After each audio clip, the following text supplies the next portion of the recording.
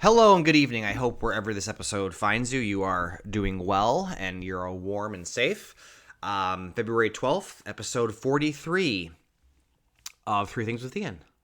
Welcome back to those that have been here with me before, and welcome to those that it's their first time checking in. You have a lot of videos ahead of you, so let's do this. Let's go to sports. It's been a few days since I talked about sports, and so I want to talk about the top 5 to 7 QBs of all time. I have top 7 written down, but my list after 5 gets a little squirrely. Okay, so no conversation about QBs can be complete without mentioning Tom Brady. 7 Super Bowls. I realize that there is more to being the best QB than winning, but I think winning matters a lot, and I think it can't be completely overlooked. There are people on my list who have not won as many Super Bowls as Tom Brady. No one has. His 7 are more than any franchise, which is pretty incredible. But look, all-time leader in passing yards, passing touchdowns, completions, wins, playoff wins, division titles, fourth quarter comebacks. From a stat sheet, from a leadership standpoint, there really is nobody better than Brady. I will say that my like for him has diminished the more time has elapsed after he has left football on the field, but that's a different conversation. Now, number 2 is someone I never saw. I've never seen play, Joe Montana. But I did my research, and he is these 1 and 2 are pretty darn locked in. Essentially, Joe Montana was Brady before Brady. He was the gold standard for quarterbacks. He won 4 Super Bowls with the 49ers. Excuse me. He was a perfect 4-0 in the big game, which is impressive. 2-time MVP, 5-time All-Pro, highest quarterback rating in the Super Bowl among all QBs. So I think Joe Montana's legacy is slightly bumped up by the fact that he was so successful at the big game. But I do think he is slightly, his body of work and the way that he dominated the league have him number 2. My number 3 is Peyton Manning. And one could possibly put Peyton Manning number 2. I think Peyton Manning is the most Tom Brady-esque quarterback on this top 5, top 7 list without being Brady. He did win the big game twice with the Colts and the Broncos, 1 each.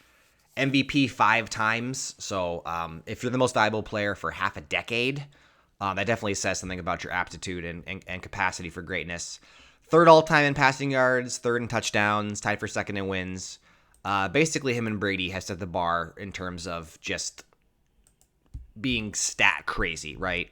After those 3, though, it gets different, and people do spend countless hours pontificating on who should be here. I'm gonna give you my next couple. I have Aaron Rodgers.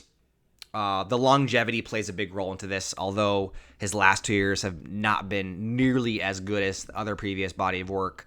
MVP 4 times. He's one of 6 quarterbacks to win 150 games, which doesn't sound like a lot, but football seasons are so short compared to other sports. 150 is a lot. Then I have Drew Brees. He just knew how to throw that ball downfield. He just chucked it. 80,000 career yards. Him and Brady only 2 to eclipse that mark. Second most in all times. Second all time in quarterback touchdowns with 571. I think what hurts Brees is that he played for a team that's not as big market. Even though it's New Orleans, it's not necessarily a football city state. He made a lot of Pro Bowls. That doesn't mean much to me. Led the league in passing 7 times. Like I said, prolific passer. He has 1 Super Bowl. He did win against Peyton Manning, which I will say was a matchup of probably the 2 best quarterbacks in the modern era. I think what hurts Brees is that he didn't win. He wasn't able to get into the playoffs in a deep competitive way as much as his predecessors in the list.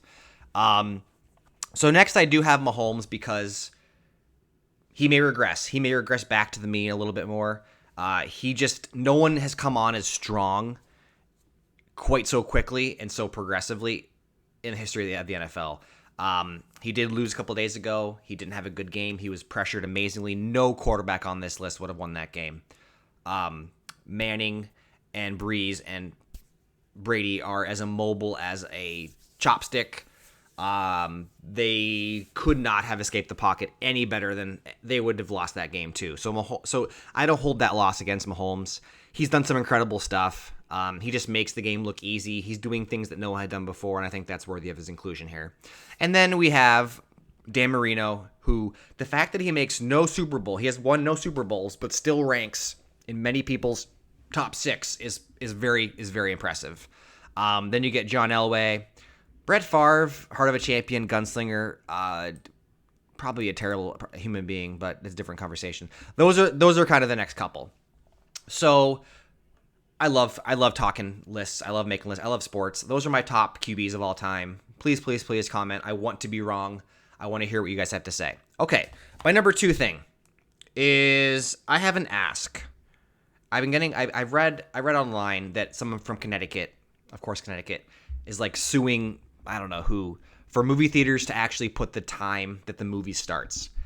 I thought this was at first laughable in terms of the actual litigation portion of it, but I also thought how easy this would be for movie theaters. They essentially have their slate of movies, and they know what previews they're going to show. They know, and there's commercials now before the previews, which is terrible. There's Pepsi ads. There's all this crap before the previews. So you're sitting there. You have the newbie trivia, then you have commercials, then you have your previews. I do think that this would be very easy, even if it's an estimation, like 15, 20 minutes. I mean, you know that, but it would be so much better to have that just a little asterisk, a little thing that says this AMC on average has 13 and a half minutes of commercials. That'd be nice to know, I think. I think that we all know that, but for some reason, without that text actually there, we just show up thinking, and we kind of forget that the movie's not going to start for a long time. And it is frustrating, and it is pretty silly. So my number 2 thing is, I think that would be a small change that movie theaters could do that would help us a lot. Okay, and my last thing, this is just kind of a hot take, a riff. I've been thinking about this off and on for a couple years. I live in a snowy environment. When we get into a vehicle in the winter, we are at least wearing a winter coat. Some of us have our hats and gloves on still. And then we turn on the heat, and we're in a small enclosed area, and it gets very uncomfortable very quickly. I think we have to figure out if there's a way, and there is a way, I'm telling you there's a way. You can do 2 things. You can do that. You can wear your winter gear to be prepared for the outside elements, and then once you're in the car, either use very little heat or no heat, and just you're in an enclosed space, so it's going to be warmer than the outside. That's just the science of it. And you're fine. You're wearing the appropriate gear for outside, but you're inside. Or you can walk to your vehicle, get into your vehicle, disrobe slightly, take off the winter hat and coat, and use the heat as you would because you are now colder. You were cold because even if you're in a small enclosed space, there's body heat. There's no way you're getting past in the winter 40 degrees. There's just no way. So you want some heat. But a lot of times I'm situations where people are doing both for prolonged periods of time, and I'm like, this is crazy because you wouldn't do that. Like in a house, like I'm wearing short sleeves at 68 degrees. I'm fine. If I went outside to my car right now, I'd use the heat. But I wouldn't wear a coat inside. I don't know. Maybe this is just me like overthinking about the situation, but like, what do you guys do? Like, when it's the winter, are you're keeping all your winter gear on as if you were outside, but you're inside, and you get too hot, it's uncomfortable. I think I just want to be more comfortable. I think I'm just pro comfort. All right, so those are my 3 things today. Weird episode. Bear with me. Been a long week. I'm a little under the weather. So we have our top 7 QBs. We talked about movie theaters actually posting the time the movie starts. Pencil is a little bit necessary right now.